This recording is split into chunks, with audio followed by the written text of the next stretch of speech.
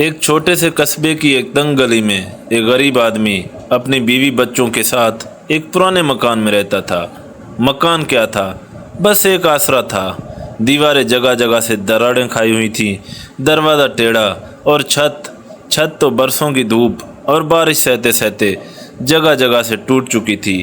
سردیوں کا آخر تھا اور بارش کا موسم دستک دے رہا تھا۔ غریب آدمی جانتا تھا کہ اگر چھت کی مرمت نہ کی گئی تو گھر کے اندر پانی ٹپکے گا، دیواریں مزید کمزور ہوں گی اور بچوں کی نیندیں خراب ہوں گی۔ مگر پکی چھت بنوانے کے لیے پیسے کہاں سے آتے؟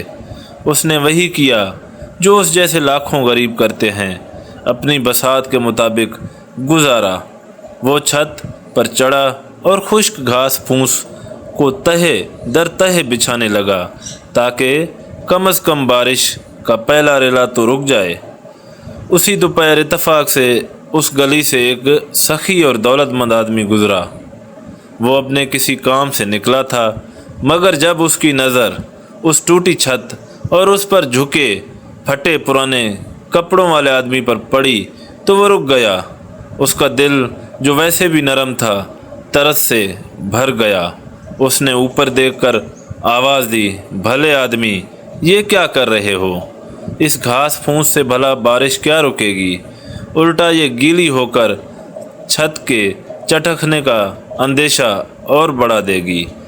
چھت تو پکی بنوانی چاہیے۔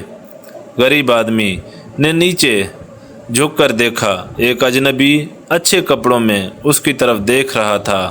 اس نے تھکی ہوئی مسکراہٹ کے ساتھ جواب دیا، جناب، آپ کا فرمانا بالکل بجا ہے اور یہ بات میں خود بھی جانتا ہوں، مگر حضور، میرے پاس اتنی توفیق کہاں کہ پکی چھت بنوا سکوں۔ روزی روٹی کا انتظام ہی مشکل سے ہوتا ہے، اینٹ گارے کا خرچہ کہاں سے لاؤں؟ امیر آدمی کچھ دیر خاموش کھڑا اس کے چہرے کو دیکھتا رہا۔ اس میں نہ کوئی چالاکی تھی نہ ہیلا بہانہ، بس ایک سیدھی سادی تھکی ہوئی سچائی۔ یہی بات امیر کے دل کو چھو گئی۔ اس نے پوچھا، اچھا یہ بتاؤ، پورے چھت پکی کروانے پر کتنا خرچہ آ جائے گا؟ غریب آدمی نے حیرت سے امیر کو دیکھا۔ اسے یقین نہ آیا کہ کوئی اجنبی راہ چلتے یوں رک کر اس کی مدد کی بات کرے گا۔ اس نے دل میں حساب لگایا، نہ کم بتایا نہ زیادہ، بس جتنا سچ میں لگتا تھا، جناب 150 روپے تو لگ ہی جائیں گے۔ امیر آدمی نے ایک لمحہ نہ گنوایا۔ اس نے اپنی جیب سے 150 روپے کے نوٹ نکالے اور غریب کے ہاتھ میں رکھتے ہوئے کہا، جاؤ اپنا کام چلاؤ اور جلد از جلد چھت پکی کروا لو، بارش سر پر ہے۔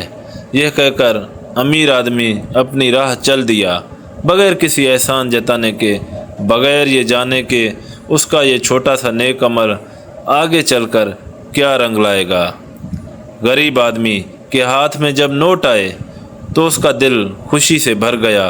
اس نے سوچا، آج شام گھر جا کر بیوی کو خوشخبری سنائے گا کہ اب چھت پکی بن جائے گی، بارش سے ڈرنے کی ضرورت نہیں۔ مگر جیسے جیسے وہ گلی میں چلتا گیا، اس کے دل میں ایک اور ہی خیال سر اٹھانے لگا، یہ تو بہت بڑا سخی دولت مند آدمی تھا۔ اس نے خود سے سوچا، ایسے لوگ روز روز نہیں ملتے، اگر میں تھوڑا سا رو دیتا، اپنی غربت کا کچھ اور رونا رو لیتا تو یہ مجھے اس سے کہیں زیادہ دے دیتا۔ افسوس، میں نے تو غلطی سے کم ہی مانگ لیا۔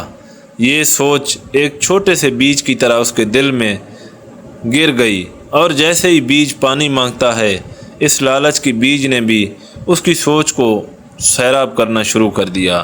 وہ رقم جو ابھی کچھ دیر پہلے اس کے لیے ایک بہت بڑی نعمت تھی، اب اسے کم، بہت کم لگنے لگی۔ اس نے سوچا، کیوں نہ ایک بار پھر اس امیر آدمی کے پاس جاؤں، شاید تھوڑی سی چالاکی سے کچھ اور بھی ہاتھ لگ جائے۔ پیٹ میں خوشی اور لالچ کا ملا جلا احساس لیے وہ سیدھا امیر آدمی کے مکان کی طرف چل پڑا۔ راستے میں وہ اپنے الفاظ ترتیب دیتا رہا کہ کیسے بات کرے، کیسے تھوڑا سا سچ اور تھوڑا سا جھوٹ ملا کر پیش کرے کہ امیر کا دل مزید نرم پڑ جائے۔ امیر کہ مکان پر پہنچ کر اس نے دروازہ کھٹکھٹایا۔ امیر خود باہر آیا۔ غریب نے جھوٹی آہ بھرتے ہوئے افسوس بھرے لہجے میں کہا، جناب معاف کیجیے گا، مگر میں نے آپ کو غلطی سے کم بتا دیا تھا۔ چھت کی اصل مرمت پر تو اس سے کہیں زیادہ خرچہ آئے گا۔ میں نے جلدی میں صحیح حساب لگائے بغیر ہی 150 روپے کہہ دیا تھا۔ امیر آدمی نے اس کی بات غور سے سنی۔ اس نے غریب کے چہرے کو دیکھا، وہی چہرہ جو تھوڑی دیر پہلے سیدھا سادہ اور شکر گزار لگتا تھا، اب اس میں ایک عجیب سی بے چینی، ایک لالچ کی چمک تھی جو چھپائے نہیں چھپ رہی تھی۔ امیر خاموش رہا، پھر آہستہ سے پوچھا، وہ 150 روپے کہاں ہے جو میں نے تمہیں دیے تھے؟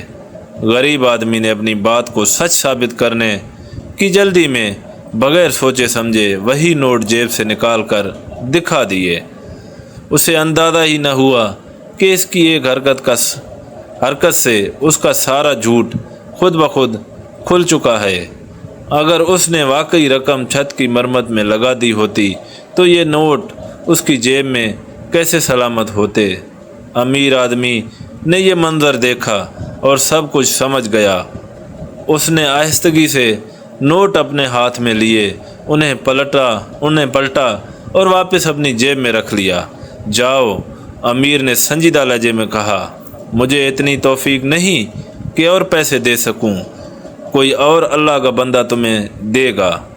یہ سن کر غریب آدمی کے پیروں تلے زمین نکل گئی، وہ گھبرا گیا۔ اس نے منت سماجت شروع کی، رونے دھونے کا ناٹک بھی رچایا، کہا کہ غلط فہمی ہوئی ہے، وہ تو بس یوں ہی کہہ گیا تھا۔ مگر امیر آدمی نے ایک لفظ نہ سنا۔ وہ جانتا تھا کہ لالچ کی جڑیں ایک بار کھل جائیں تو معافی مانگنے سے واپس نہیں دبتی۔ نہ اس نے مزید رقم دی، نہ ہی وہ 150 روپے واپس کیے جو ابھی کچھ دیر پہلے تک غریب کے اپنے تھے۔ دروازہ بند ہو گیا۔ غریب آدمی خالی ہاتھ، اپنی ہی چالاکی کا شکار، بوجھل قدموں سے گھر کی طرف چل پڑا۔ راستے بھر اس کے کانوں میں اپنی ہی آواز گونجتی رہی، میں نے غلطی سے کم بتا دیا تھا۔ کیسی عجیب غلطی تھی جو سچ کو جھوٹ میں بدل گئی اور نعمت کو محرومی میں۔ گھر پہنچ کر اس نے بیوی کو سارا قصہ سنایا۔ بیوی نے سر پکڑ لیا۔ ٹوٹی چھت اب بھی ویسی ہی کھڑی تھی۔ بارش کا موسم قریب تر آ رہا تھا اور جو رقم اسے بغیر مانگے مل چکی تھی وہ بھی ہاتھ سے نکل چکی تھی۔ اس رات جب گھر کے سب لوگ سو گئے، غریب آدمی اکیلا اپنی ٹوٹی چھت کے نیچے بیٹھا آسمان کے تارے دیکھتا رہا اور سوچتا رہا۔ آخر کار اس نے خود سے کہا، اس میں امیر کی کوئی خطا نہیں، یہ تو میرے اپنے ہی لالچ کی سزا ہے۔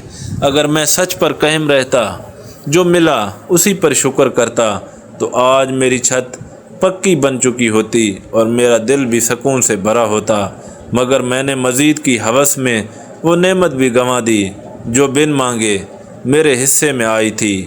اس رات کے بعد غریب آدمی نے قسم کھائی کہ چاہے کچھ بھی ملے، تھوڑا ہو یا زیادہ، وہ ہمیشہ اسی پر شکر کرے گا اور کبھی مزید کی ہوس میں اسے گنوانے کی کوشش نہیں کرے گا۔